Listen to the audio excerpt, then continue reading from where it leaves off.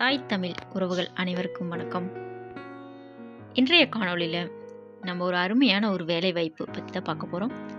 நீங்கள் ஒரு இல்லத்தரசியாக இருக்கலாம், அல்லது காலேஜ் படிச்சுட்டு இருக்கிற மாணவிகளாக இருக்கலாம். உங்களுக்கான ஒரு வருமான வாய்ப்பை தமிழ்நாட்டு கம்பெனியான SPO private limited company Tiruvannamalai, இந்த கம்பெனி உங்களுக்கு ஒரு அருமையான வேலை வாய்ப்பை தராங்க. ஜஸ்ட் நீங்கள் ஒரு ஆண்ட்ராய்டு மொபைல் யூஸ் பண்ண தெரிஞ்சிருந்தால் போதும். எந்த ஒரு இன்வெஸ்ட்மெண்ட்டுமே இல்லாமல் இந்த கம்பெனியில் நீங்கள் ஜாயின் பண்ணி ஒர்க் பண்ண முடியும். ரெஃபரல் கொடுக்கணும் அப்படிங்கிறது எந்த ஒரு அவசியமுமே இல்லை. இந்த கம்பெனியில் நீங்கள் வேலையை கற்றுக்கிட்டு வேலை பார்க்க போகிறீங்க. அதனால் உங்கள் திறமையை இங்கே வளர்த்துக்கலாம். மேலும் இந்த கம்பெனி பற்றின டீட்டெயில்ஸ் தெரிஞ்சுக்கணும் அப்படின்னா டிஸ்கிரிப்ஷனில் கொடுத்துருக்கிற வாட்ஸ்அப் நம்பருக்கு வாட்ஸ்அப் பண்ணுங்கள். This video sponsored by SBO private limited company. பெரிய தப்பு, தினம் 300 ரூபாய் சம்பாதிக்க அரிய வாய்ப்பு. இன்ஸ்டாகிராம், Facebook பயன்படுத்த தெரிந்தால் போதும் content post and content publishing மூலமா தினம் 300 ரூபாய் சம்பாதிக்கலாம். இந்த வேலை செய்ய 5 நிமிடம் போதும். Work training support, group communication support, all language customer live chat support, முக்கியமா சொந்தமா ஒரு பிசினஸ் ஸ்டார்ட் பண்ற அளவுக்கு உங்களால கற்றுக்கொள்ளவும் முடியும், சம்பாதிக்கவும் முடியும். இந்த வேலை வாய்ப்பு வழங்குவது 5 வருடத்திற்கு மேல ரன் ஆகிட்டு இருக்க நம்ம தமிழ்நாட்டு company school of business organisation private limited. மேலும் விவரங்களுக்கு டிஸ்கிரிப்ஷன்ல கொடுத்திருக்க நம்பருக்கு வாட்ஸ்அப் பண்ணுங்க. ஒரு சமயம் கௌதம புத்தர் ஒரு ஆலமரத்தடியில் அமர்ந்து தியானத்தில் ஆழ்ந்திருந்தார்.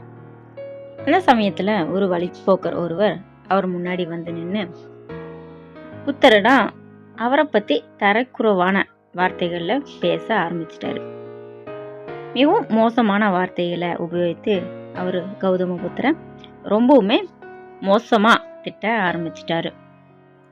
அவர் ஒரு ஏமாற்றுபவர், தந்திரசாலி, அவர் மனைவியும் குழந்தைகளையும் கைவிட்டுட்டு வந்துட்டாரு அப்படின்ட்டு ரொம்பவுமே தரக்குறைவான வார்த்தைகளை உபயோகித்து அவர் திட்ட ஆரம்பிச்சிட்டாரு.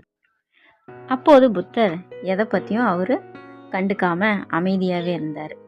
அந்த டைமில் அந்த வழிப்போக்கர் ரொம்பவுமே சத்தமாக பேச ஆரம்பித்தார். அந்த டைம்லையுமே புத்தர் ரொம்பவும் சாந்தமான தோற்றத்தோடவே அமைதியாக இருந்தார். அப்படி அமைதியாக இருந்தது அம்மனிதரை இன்னுமே கோபத்துக்கு உள்ளாக்கியது. மிகவும் வெறுப்படைஞ்சு அம்மனிதர், ஏமாற்றுகிற மனிதரே, மக்களை முட்டாளாக்குவதை நிறுத்துங்க, உங்கள் அரண்மனைக்கு சென்று உங்கள் வேலைகளை பாருங்க அப்படின்னு ரொம்பவும் கோபமாக கத்த ஆரம்பிச்சிட்டாரு. தியானத்தில் இருந்த புத்தர் இப்போது கண் திறந்து பார்க்குறாரு. அந்த மனிதர் ரொம்பவுமே கலக்கமடைந்து திட்டி சோர்வாகி அந்த இடத்த விட்டு போகிறத பார்க்குறாரு. அப்போது புத்தர் அவரை கூப்பிட்டு, உங்களுக்கு ஏதாவது கஷ்டமாக உள்ளதா என்று கேட்டார்.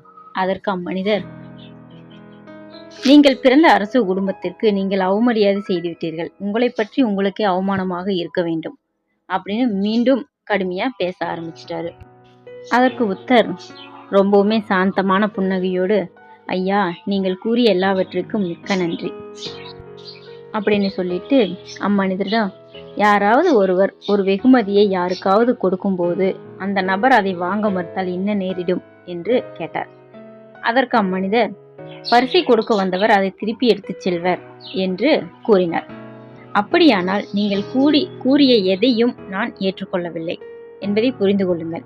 அதனால் நீங்கள் கூறிய எல்லாவற்றையும் நீங்களே தயவு செய்து எடுத்து செல்லுங்கள் அப்படின்னு ரொம்பவுமே சாந்தமா கூறினார்.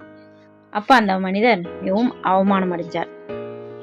அவரது மோசமான நடத்தையால் அமைதியை குலைக்க முடியாத புத்தரின் சிரிப்பை உடனே உணர்ந்து அவரது காலடியில் விழுந்து மன்னிப்பு கேட்டார். இந்த மனிதர் புத்தரின் ஆர்வமிக்க பக்தனானார். பின்னால் அங்குமால் என்ற பெயருடன் ஒரு பிரசித்தி பெற்ற புத்த பிஷுவாக மாறினார். எனது அனுமதி இல்லாமல் எனது மனதின் அமைதியை குலைக்க யாருக்கும் உரிமையில்லை. இந்த புத்தருடைய கதை உங்கள் எல்லாத்துக்கும் பிடிச்சிருக்குன்னு நம்புகிறேன். பிடிச்சிருந்தா இந்த வீடியோவுக்கு ஒரு லைக் பண்ணுங்கள், ஷேர் பண்ணுங்கள். தேங்க்ஸ் ஃபார் வாட்சிங்.